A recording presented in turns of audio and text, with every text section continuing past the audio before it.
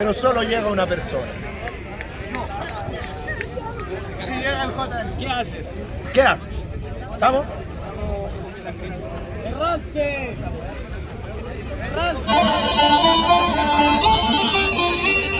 Ah, verás entonces,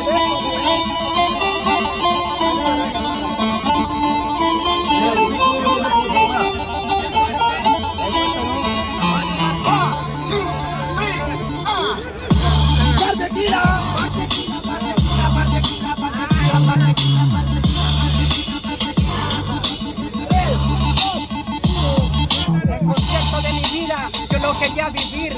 Llegó una persona y yo me sentí feliz, era mi madre. Le dije, este concierto es para ti. A una persona le di un concierto como 10.000.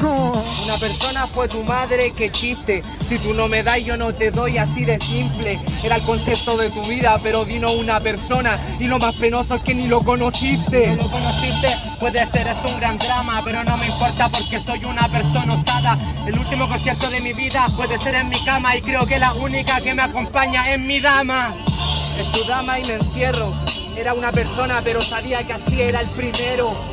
Y ni siquiera en un concierto bajo 4 paredes. Estábamos arriba con mi mejor amigo en un cerro. Tenés razón, pero esos son complejos. Concierto con una persona, doy concierto a mi espejo.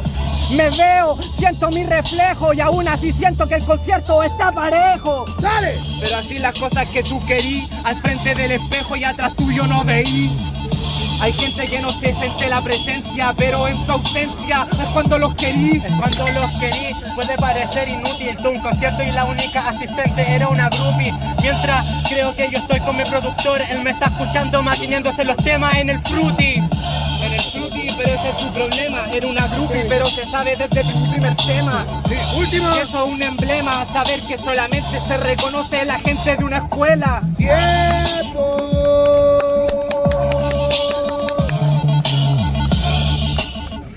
Ya, muchachos, quiero la votación del jurado a la cuenta de 3, 2, 1. Se lo lleva Aquila y Saiben, hermano.